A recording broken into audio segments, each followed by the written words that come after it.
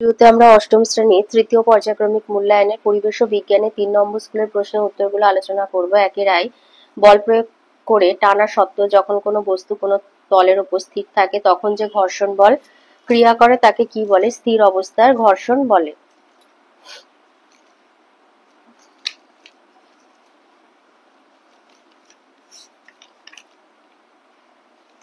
এটা আছে তোমাদের বইয়ে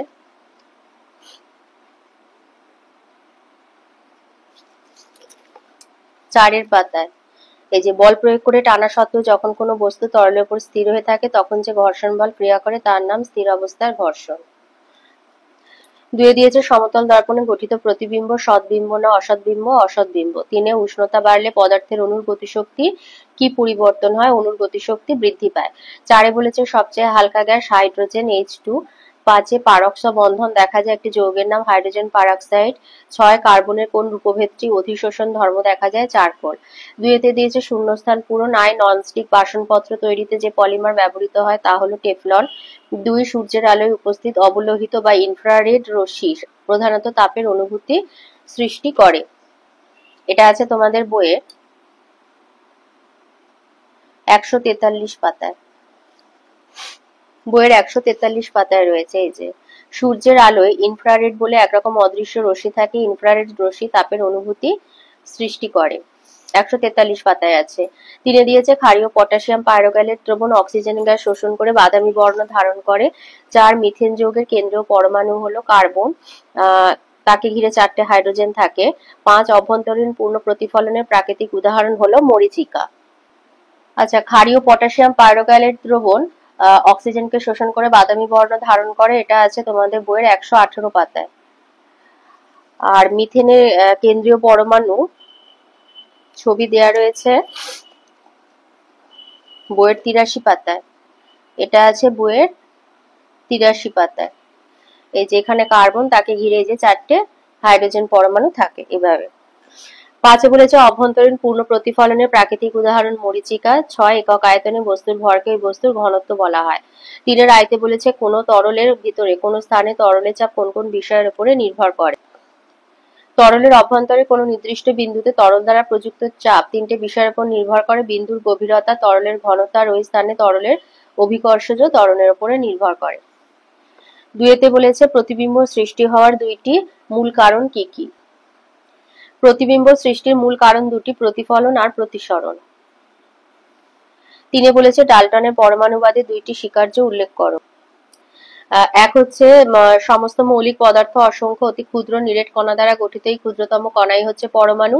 2 হলো পরমাণু অবিভাজ্য, অর্থাৎ কোনো রাসায়নিক বিক্রিয়া দ্বারা পরমাণুকে সৃষ্টি বা ধ্বংস করা যায় না। কোনো রাসায়নিক বিক্রিয়া দ্বারা পরমাণুর আকার, ওজন ও ধর্মের পরিবর্তন করা সম্ভব নয়। 3 একটি মৌলিক পদার্থের প্রত্যেকটা পরমাণুর ওজন ধর্ম একই হয়। 4 বলেছে বিভিন্ন মৌলিক পদার্থের পরমাণুর ওজন ধর্ম আলাদা হয়। আর 5 রাসায়নিক বিক্রিয়া দ্বারা যৌগ গঠনের সময় বিভিন্ন মৌলের পরমাণুগুলি পূর্ণ সংখ্যার সরল অনুপাতে যুক্ত হয়ে যৌগ গঠন করে। যৌগ গঠনের সময় পরমাণু সর্বদা পূর্ণ সংখ্যায় যুক্ত হয়, ভগ্নাংশে যুক্ত হয় না, কারণ পরমাণু অবিভাজ্য। টোটাল 5টা আছে, যে কোনো দুটো লিখে দেবে। 4 বলেছে কার্বোজেন কি, এর একটি ব্যবহার লেখো। কার্বোজেন কি? 5% কার্বন ডাই অক্সাইড মিশ্রিত অক্সিজেনকে বলা হয় কার্বোজেন। ব্যবহার: এটি সাধারণত নিউমোনিয়া আক্রান্ত রোগী, মরণাপন্ন রোগীর কৃত্রিম শ্বাসকার্য চালানোর কাজে ব্যবহার করা হয়। 5 বলেছে 2টি ধাতুর নাম করো যারা অক্সিজেনের সাথে বিক্রিয়ায় উভধর্মী অক্সাইড গঠন করে। অ্যালুমিনিয়াম এবং জিঙ্ক ধাতু অক্সিজেনের সঙ্গে বিক্রিয়ায় অ্যালুমিনিয়াম অক্সাইড আর জিঙ্ক অক্সাইড এই উভধর্মী অক্সাইড গঠন করে। এরা হলো উভধর্মী অক্সাইড। অ্যালুমিনিয়াম অক্সাইড আর জিঙ্ক অক্সাইড হচ্ছে উভধর্মী অক্সাইড। তাহলে ধাতু হচ্ছে অ্যালুমিনিয়াম এবং জিঙ্ক ধাতু অক্সিজেনের সাথে বিক্রিয়া করে। 6 বলেছে ম্যাগনেসিয়াম ঘটিত আগুন কার্বন ডাই অক্সাইড দ্বারা নেভানো যায় না কেন?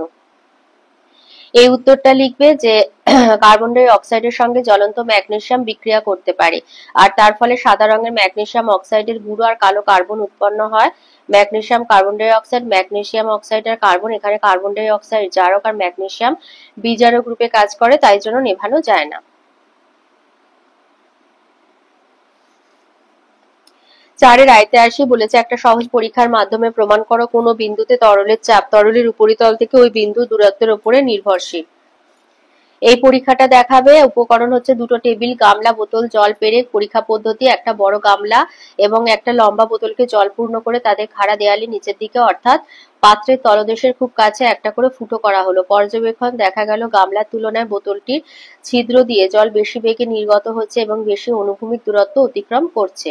ব্যাখ্যার সিদ্ধান্ত হচ্ছে বোতলের তুলনায় গামলায় জলের পরিমাণ বেশি থাকলেও বোতলের ছিদ্র থেকে জলের উপরিতলের উচ্চতা গামলার ছিদ্রের অবস্থান থেকে তার জলতলের উচ্চতা অপেক্ষা বেশি। যেহেতু কোনো বিন্দুতে তরল দ্বারা প্রযুক্ত চাপ সংশ্লিষ্ট বিন্দুর গভীরতার উপরে নির্ভর করে, পাত্রে রাখা তরলের পরিমাণের উপরে নয়, তাই বোতলের ক্ষেত্রে সংশ্লিষ্ট বিন্দুতে জলের চাপ বেশি হয়। তাই গামলার তুলনায় বোতলের ছিদ্র থেকে জল বেশি বেগে নির্গত হয় আর বেশি দূরত্ব অতিক্রম করে।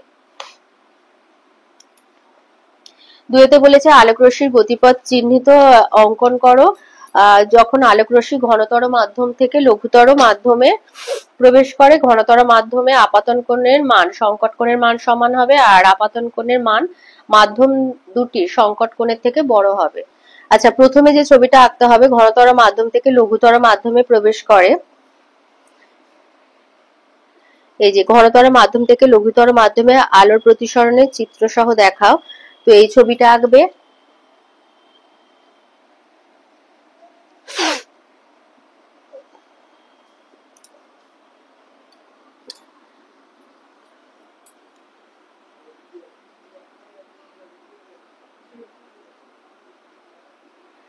আর তারপরে যেটা দিয়েছে, ঘনতর মাধ্যমে আপাতন কোণের মান সংকট কোণের মানের সমান হবে। এই ছবিটা আঁকবে, এই ছবিটা।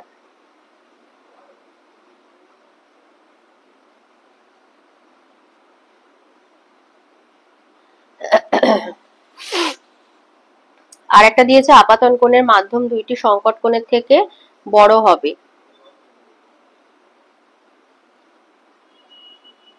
এইটা, এই ছবিটা আঁকবে, এই ছবিটা আঁকে দেবে।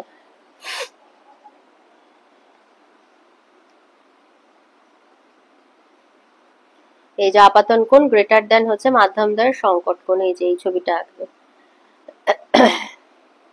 তিরেতে বলেছে চিত্রের সাহায্যে দেখাও যে কিভাবে দুইটি হাইড্রোজেন পরমাণু জুড়ে একটি হাইড্রোজেন অণু তৈরি হয়। চিত্রের সাহায্যে দেখাতে বলেছে, তো লিখবে যে দুইটি হাইড্রোজেন পরমাণু সমযোজী বন্ধন দ্বারা, এটা 3 নাম্বারে 3 মার্কসের এটা, দুটি হাইড্রোজেন পরমাণু সমযোজী বন্ধন দ্বারা যুক্ত হওয়ার ফলে হাইড্রোজেন অণু তৈরি হয়। হাইড্রোজেন পরমাণু সবচেয়ে বাইরের কক্ষে একটি ইলেকট্রন থাকে। প্রতিটি হাইড্রোজেন একটি করে ইলেকট্রন পরস্পরের সঙ্গে যুক্ত হয়ে একটি ইলেকট্রন জোড় গঠন করে। ফলে প্রতিটি হাইড্রোজেন পরমাণু নিষ্ক্রিয় গ্যাস হিলিয়ামের মতো ইলেকট্রন বিন্যাস লাভ করে। ইলেকট্রন জোড়কে দুইটি হাইড্রোজেন পরমাণু সমভাবে ব্যবহার করে। এইভাবে দুটো হাইড্রোজেন পরমাণু থেকে হাইড্রোজেন অণু গঠিত হয়। এই ছবিটা দিয়ে দেবে। চারেতে দিয়েছে নিচের বিক্রিয়াগুলি পূরণ করো। তো এটা আমি পুরনো যে অষ্টম শ্রেণীর পুরনো বিজ্ঞান বই, তো সেখানে ছিল, এই বছরের যে নতুন বই সেখানে এটা বাদ দিয়েছে, তো আমি সেখান থেকে দেখিয়ে দিচ্ছি। সোডিয়ামের সাথে ঠান্ডা জলের বিক্রিয়াতে, সোডিয়ামের সাথে ঠান্ডা জলের বিক্রিয়া সোডিয়াম হাইড্রোক্সাইড হাইড্রোজেন উৎপন্ন হবে। ম্যাগনেসিয়ামের সাথে ফুটন্ত জলের বিক্রিয়া ম্যাগনেসিয়াম হাইড্রোক্সাইড আর হাইড্রোজেন আর লোহিত তপ্ত আয়রনের উপর দিয়ে স্টিম চালনা করলে ফেরোসেফেরিক অক্সাইড এবং হাইড্রোজেন উৎপন্ন হয়। পাঁচে দিয়েছে জীবাশ্ম জ্বালানি দহনের পরিবেশের ওপর কি কি ক্ষতিকর প্রভাব পড়ে তা উল্লেখ করো। এটা আছে 136 পাতায়। এটা লিখবে যে জ্বালানি দহনে পরিবেশের ওপর ক্ষতিকর প্রভাব সমূহ। এক হচ্ছে কাঠকয়লা, পেট্রোলিয়াম প্রভৃতি জ্বালানি দহনের সময় দহন ঘটেনি এবং কার্বন কণা পরিবেশে মিশে যায়। এগুলো অ্যাজমা, হাঁপানির মতো শ্বাসজনিত রোগ সৃষ্টি করে। দুই হচ্ছে কম অক্সিজেন। অক্সিজেনে এই সমস্ত জ্বালানির অসম্পূর্ণ দহনে কার্বন মনোক্সাইড উৎপন্ন হয়, যা অত্যন্ত বিষাক্ত গ্যাস। তাই বদ্ধ ঘরে কাঠ বা কয়লা পোড়ানো খুবই ক্ষতিকারক। তাই বদ্ধ ঘরে কাঠ বা কয়লা জ্বালিয়ে কোনো মানুষ ঘুমিয়ে পড়লে মারাও যেতে পারেন। 3, অধিকাংশ জ্বালানির দহনের ফলে পরিবেশে কার্বন, সালফার, নাইট্রোজেনের বিভিন্ন অক্সাইড যৌগ মিশে যায়। এইভাবে পরিবেশে কার্বন ডাই অক্সাইড বেড়ে যাওয়ায় বিশ্ব উষ্ণায়নের প্রধান কারণ বলে চিহ্নিত হয়েছে। 4 হচ্ছে কয়লা এবং ডিজেল পোড়ালে সালফার ডাই অক্সাইড উৎপন্ন হয়, যা একটি ক্ষয়কারী এবং অত্যন্ত শ্বাসরোধী গ্যাস। আবার পেট্রোল ইঞ্জিন থেকে নাইট্রোজেনের একাধিক গ্যাসীয় অক্সাইড উৎপন্ন হয়। বৃষ্টির জলে সালফার ও নাইট্রোজেনের অক্সাইড যৌগ গুলে গিয়ে অ্যাসিড উৎপন্ন করে। একেই অ্যাসিড বৃষ্টি বলা হয়, যা শস্য, ঘরবাড়ি ও মাটির পক্ষে ক্ষতিকারক। শুধু তাই নয়, সালফার ডাই অক্সাইড মাটির জলে সরাসরি শোষিত হয়েও মাটিকে আম্লিক করে দিতে পারে। 6তে দিয়েছে স্বচ্ছ চুন জলের মধ্যে দিয়ে প্রথমে অল্প আর পরে অতিরিক্ত কার্বন ডাই অক্সাইড চালনা করলে কি ঘটবে, সমীকরণ সহ লেখো। এটা লিখবে, স্বচ্ছ চুন জলের মধ্যে দিয়ে প্রথমে অল্প কার্বন ডাই অক্সাইড দিলে স্বচ্ছ চুন জল ঘোলা হয়ে যায়। ক্যালসিয়াম হাইড্রোক্সাইডে কার্বন ডাই অক্সাইডের বিক্রিয়া ক্যালসিয়াম কার্বনেট আর জল উৎপন্ন হয়। জলে অদ্রাব্য, তাই চুন জল ঘোলা হয়। আর পরে অতিরিক্ত চালনা করলে ঘোলা চুন জল স্বচ্ছ হয়ে যায়। অদ্রাব্য ক্যালসিয়াম কার্বনেট থেকে দ্রাব্য বাইকার্বনেট উৎপন্ন হয়। Calcium carbonate, carbon die oxide, জল, ক্যালসিয়াম বাইকার্বনেট CaHCO3 উৎপন্ন হয়। এবারে আসি লাইফ সায়েন্সে। 1-এর আইতে দিয়েছে প্রদত্ত কোন অঙ্গাণুটি পর্দাবিহীন, সেন্ট্রোজোম। 2-এ বলেছে কোন হরমোনটি থাইরয়েড গ্রন্থি থেকে নিঃসৃত হয় না, ক্যালসিটোনিন। আচ্ছা, এটা একটু ভুল হয়ে গেছে, কোন হরমোনটি থাইরয়েড গ্রন্থি থেকে নিঃসৃত হয় না, থাইরয়েড স্টিমুলেটিং হরমোন, এটা পিটুইটারি গ্রন্থি থেকে নিঃসৃত হয়। আর বাকি 3টে থাইরয়েড গ্রন্থি থেকে নির্গত হয়। 3-এ বলেছে প্রদত্ত কোন রোগটি প্রোটোজোয়া ঘটিত নয়। বলেছে প্রোটোজোয়া ঘটিত রোগ নয়, এটা হবে ডেঙ্গু আর কি। ডেঙ্গু হচ্ছে ভাইরাস ঘটিত রোগ। 4-এ দিয়েছে কারকিউমিন যৌগটি যে মশলায় পাওয়া যায় সেটা হচ্ছে হলুদ। 5-এ নালীপদের সাহায্যে গমন করে তারা মাছ। 6 পশ্চিমবঙ্গের রাজ্য পশু বাঘরোল। 7-এ স্যান বুশম্যানের বাসস্থান কালাহারি মরুভূমি। 2-এ বলেছে শূন্যস্থান পূরণ করো। আয় ব্যথা কমানোর ওষুধ ডাইক্লোফেনাক, যা শকুনের বৃক্ককে নষ্ট করে দেয়। 2 দারুচিনি হলো উদ্ভিদের ছাল অংশ। 3 টেস্টোস্টেরন হরমোন বয়ঃসন্ধিকালে ছেলেদের দৈহিক পরিবর্তনে সাহায্য করে। 4 কেল্প হচ্ছে একটি সামুদ্রিক শ্যাওলা। 5 খাদ্য সঞ্চয়কারী প্লাস্টিডকে লিউকোপ্লাস্টিড বলে। 6 জারবিলকে ক্যাঙ্গারি ইঁদুর বলে। 7 ছত্রাক দেহে অবস্থিত সুতোর মতো অংশ হলো হাইফি। 3 স্তম্ভ মেলানো। মৌরি হলো বীজ, লবঙ্গ মুকুল, আদা গ্রন্থিকাণ্ড, পেঁয়াজ হলো কন্দ। 4-এর আইতে দিয়েছে ইনসিটু সংরক্ষণ বলতে কি বোঝায়, উদাহরণ দাও।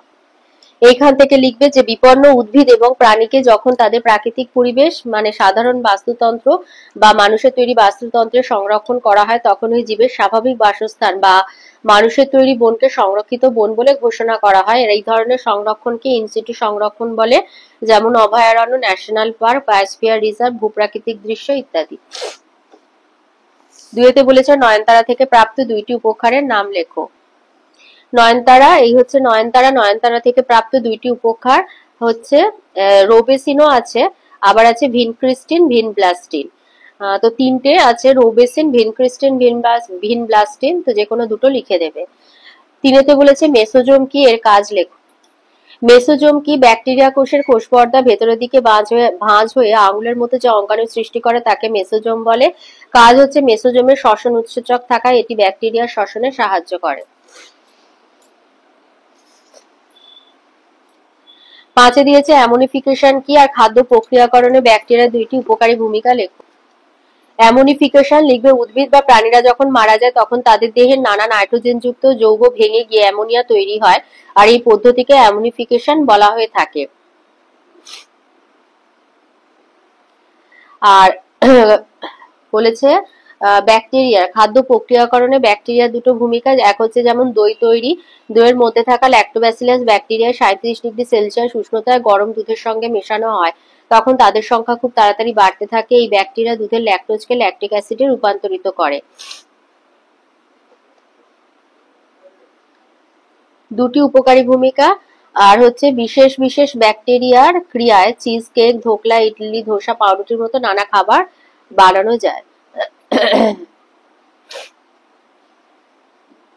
বা এটা লিখতে পারো যে ব্যাকটেরিয়া অ্যালকোহলকে ভিনিগারে রূপান্তরিত করে। 5-এ দিয়েছে জীবন কুশলতা চর্চা, দুটো দিক লেখো। আর একটা নালিকাবিহীন গ্রন্থির নাম হচ্ছে থাইরয়েড গ্রন্থি। জীবন কুশলতা চর্চার বিভিন্ন দিক, এখানে মোট 10টা আছে, তো দুটো দিক লিখতে বলেছে, 1 আর 2 লিখে দেবে। আত্মসচেতনতা, নিজের ভালো লাগা খারাপ লাগা থেকে শুরু করে আবেগ অনুভূতিগুলিকে চিনে তার নিয়ন্ত্রণে পারদর্শী হয়ে ওঠা। 2 বিশ্লেষণধর্মী চিন্তা, জীবনে নানা সমস্যার মুখোমুখি হয়ে চিন্তা ভাবনা করে সমস্যার মোকাবিলা করা। 3 সিদ্ধান্ত নেওয়া, এলোমেলো চিন্তাগুলিকে সুবিন্যস্ত করে ঠিক সিদ্ধান্তে পৌঁছানো। 4 সমস্যা দূর করা, সমস্যাটাকে চেনা, তার সমাধানের নানা উপায়গুলোকে বিচার করা, তারপর কার্যকরী সমাধান বেছে নিয়ে প্রয়োগ করা।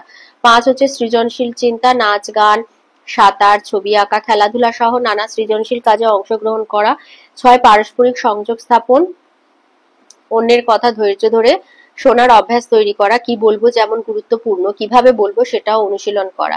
7 হচ্ছে পারস্পরিক সম্পর্ক, পরিবারের আত্মীয় স্বজন ও বন্ধু অন্যান্য মানুষজনের সঙ্গে সুসম্পর্ক তৈরি করা। 8 হচ্ছে সমানুভূতি, সমানুভূতি, অন্যের সমস্যার সঙ্গে নিজেকে সামিল করে তার অনুভূতিগুলিকে বোঝার প্রকাশ করা। 9 মানসিক চাপ নিয়ন্ত্রণ, মনের ওপর তৈরি হওয়া চাপগুলোকে চিনে কিভাবে সেগুলোকে কমানো যায় তার অনুশীলন করা।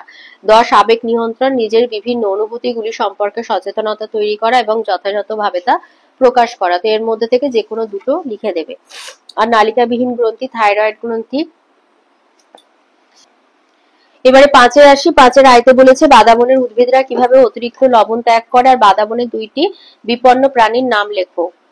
আচ্ছা, বাদাবনটা কি আগে দেখে নাও। বলছে পশ্চিমবঙ্গে দক্ষিণ দিকে জোয়ার ভাটা প্লাবিত অঞ্চলে শ্বাসমূল যুক্ত যে বিশেষ উদ্ভিদ সমষ্টি চোখে পড়ে তারা মিলেমিশে ম্যানগ্রোভস অরণ্য বা বাদাবন তৈরি করেছে। তাহলে বাদাবন মানে ম্যানগ্রোভ অরণ্য। তো কিভাবে অতিরিক্ত লবণ ত্যাগ করে, এখান থেকে এতটা লিখে দেবে। ম্যানগ্রোভস অরণ্যের উদ্ভিদরা অনবরত আরেক সমস্যার মুখোমুখি হয়। জোয়ারের সময় সমুদ্রের নোনা জল সরাসরি খাড়ির মধ্যে প্রবেশ করে। 1000 গ্রাম সমুদ্রের জলে প্রায় 33 থেকে 38 গ্রাম লবণ থাকে, যা স্থলভাগের উদ্ভিদরা সহ্য করতে পারে না, কারণ অতিরিক্ত লবণ উদ্ভিদের দেহকলায় বিষক্রিয়া সৃষ্টি করে। বাদাবনের উদ্ভিদেরা আংশিকভাবে মূল ও পাতার তাহলে বাদাবনের উদ্ভিদেরা আংশিকভাবে মূল ও পাতার লবণ গ্রন্থির সাহায্যে লবণ বের করে দেওয়ার চেষ্টা করে। এছাড়াও পাতা ঝরে যাওয়ার মাধ্যমেও লবণ বার করে দেয়। আর বাদাবনের কয়েকটা বিপন্ন প্রাণী, এই যে বিপন্ন হয়ে পড়ছে, বাঘ, খাঁড়ির কুমির, রিভার টেরাপিন বা নদীর কচ্ছপের মতো প্রাণীরা। 2-তে বলেছে তাবাসির কি, ভারী ধাতু শোষণ করতে পারে জলজ উদ্ভিদ কচুরিপানা, এটা বইয়ের 274 পাতায় আছে। আর বলেছে বেলের একটি ঔষধি গুণ লেখো। লিখবে ব্যাম্বুসা এরুডিনেসিয়া নামক বাঁশের পর্ব মধ্যে সিলিকন ডাইঅক্সাইড আর সিলিসিক অ্যাসিড সমৃদ্ধ তাবাসির নামক এক গুরুত্বপূর্ণ ওষুধ প্রস্তুত হয়, যা হাঁপানি, সর্দি কাশি, নানা রকম সংক্রামক ব্যাধির চিকিৎসায় ব্যবহার করা হয়। আর ভারী ধাতু শোষণে সক্ষম একটি জলজ উদ্ভিদের নাম হচ্ছে কচুরিপানা। সহ্য ক্ষমতা অত্যধিক বেশি, শোধন ক্ষমতা বেশি হওয়ায় বের হওয়া নোংরা দূষিত জল থেকে cadmium, chromium, cobalt, nickel, lead, মার্কারির মতো ধাতুকে শোধন করতে পারে। আর ওর সাথে আছে বেলের একটি ঔষধি গুণ লিখতে বলেছে, এটা আছে বইয়ে 283 পাতায়। লিখবে বেলে থাকে মিউসিলেজ আর পেকটিন, যা কোষ্ঠকাঠিন্যের অব্যর্থ ওষুধ। এছাড়া বেলের শরবত আমাশয় রোগীদের অন্ত্রের যত্ন নেয়। 3-এ বলেছে অ্যাড্রিনাল গ্রন্থির অবস্থান উল্লেখ করো, আর অ্যাড্রিনাল হরমোন কম এবং বেশি করণের ফলে কি ঘটে। আচ্ছা, অ্যাড্রিনাল গ্রন্থির অবস্থান লিখবে বৃক্কের ওপরের অগ্রাংশে টুপির মতো অবস্থান করে অ্যাড্রিনাল গ্রন্থি। আর এর বলেছে কম এবং বেশি ক্ষরণে কি হয়। অ্যাড্রিনাল গ্রন্থি থেকে কর্টিসল নামে একটি হরমোন ক্ষরিত হয়। এই হরমোনের অধিক ক্ষরণে মুখমণ্ডল গোলাকার হয়, ফুলে যায়। এই জন্য এই ধরনের মুখকে বলে মুন ফেস। মুখের ত্বক খসখসে আর ফ্যাকাশে হয়। মহিলাদের মুখমণ্ডলে লোমের আধিক্য দেখা যায়, ক্ষত সারাতেও সময় লাগে। এটা হচ্ছে বেশি ক্ষরণের ফলে কি হয়। আর বলেছে কম ক্ষরণে হজমের গোলমাল, গন্ডগোল, পেশি দুর্বলতা ইত্যাদি উপসর্গ তৈরি হয়। তাহলে এটা আছে তোমাদের বইয়ে 225 পাতায়। আচ্ছা, তারপরে 4-এ বলেছে উদ্ভিদ কোষের চিত্র অঙ্কন করে, গলগি বস্তু, ক্লোরোপ্লাস্ট দেখাও অথবা নিউক্লিয়াসের চিত্র অঙ্কন করো। উদ্ভিদ কোষের এই ছবিটা আঁকবে, এটা তাহলে আছে বইয়ের 176 পাতায় বা সহায়িকাতেও আছে। আর নিউক্লিয়াসের এই ছবিটা আঁকবে বলেছে, নিউক্লিয়াসের চিত্র অঙ্কন করো। নিউক্লিয়াসের এই ছবিটা এঁকে দেবে, এটা হচ্ছে তোমাদের বইয়ের 174 পাতায় আছে। আর যেগুলো লেবেলিং করা আছে করে দেবে। আচ্ছা, 5-এ আসি। 5-এ বলেছে মানুষের আবিষ্কৃত প্রথম 2টি অ্যান্টিবায়োটিকের নাম লেখো। লিখবে যে পেনিসিলিয়াম নোটেটাম নামক ছত্রাকের দেহ থেকে পাওয়া যৌগটি ছিল পেনিসিলিন, এটাই ছিল মানুষের আবিষ্কৃত প্রথম অ্যান্টিবায়োটিক। তাহলে প্রথম অ্যান্টিবায়োটিক হচ্ছে পেনিসিলিয়াম নোটেটাম ছত্রাক থেকে পাওয়া পেনিসিলিন। আর তার সাথে বলেছে টিকাকরণ কি।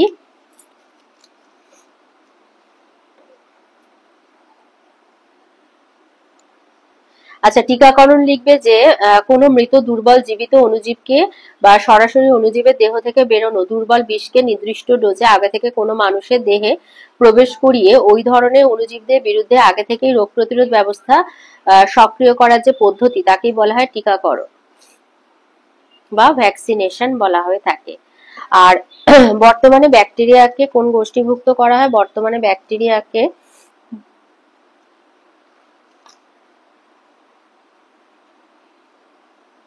এই যে বর্তমানে ব্যাকটেরিয়াকে মোনেরা গোষ্ঠীভুক্ত করা হয়। বর্তমানে ব্যাকটেরিয়াকে মোনেরা গোষ্ঠীভুক্ত করা হয়। আচ্ছা, অথবাতে দিয়েছে আন্টার্কটিকা পরিবেশের দূষণের জন্য মানুষ কিভাবে দায়ী। এটা আছে বই 263 পাতায়। এটা লিখবে যে পৃথিবীর সব থেকে কম দূষিত স্থান হলো আন্টার্কটিকা, কিন্তু মানুষের জায়গাও দূষিত করতে শুরু করেছে। আন্টার্কটিকায় যদি কোনো দূষিত পদার্থ পাওয়া যায়, দেখা যায় তার উৎস হচ্ছে পৃথিবীর অন্য জায়গা। মানুষের ব্যবহৃত নানা ক্লোরোফ্লুরো কার্বন ও হ্যালন জাতীয় যৌগ আন্টার্কটিকার উপরে থাকা ওজোন স্তরের ঘনত্ব কমিয়ে দিয়েছে। অর্থাৎ ওজোন স্তরে ওজোন অণুর সংখ্যা আগের চেয়ে কমে গেছে। ফলে অত্যন্ত ক্ষতিকারক অতিবেগুনি রশ্মি আগের চেয়ে বেশি পরিমাণে পৃথিবীতে এসে পড়ছে। ফলে মানুষের ত্বকে ক্যান্সার, চোখে ছানি পড়া এবং জলে বসবাসকারী নানা আণবিক কণিক প্রাণীদের সংখ্যা কমার ঘটনা ক্রমাগত বাড়ছে। আন্টার্কটিকায় জাহাজের চলাচল ক্রমশ বাড়তে থাকায় সমুদ্রের জলে চুইয়ে পড়া তেল ক্রমাগত মিশে জলকে দূষিত করে চলেছে। মাছ ধরার জাল, যন্ত্রপাতি, দড়ি, বাক্সের ক্রমাগত ব্যবহার বাড়তে থাকায় পাখি ও শিলেরা যখন তখন এতে আটকে মারা পড়ে। ওর সাথে আছে অতি সংকটাপন্ন বিপন্ন প্রজাতি বলতে কি বোঝায়। এইটা লিখবে যে নিকট ভবিষ্যতে যে কোনো সময় যে প্রজাতিটি স্থায়ীভাবে হারিয়ে যেতে পারে তাদের অতি সংকটাপন্ন বিপন্ন প্রজাতি বলা হয়।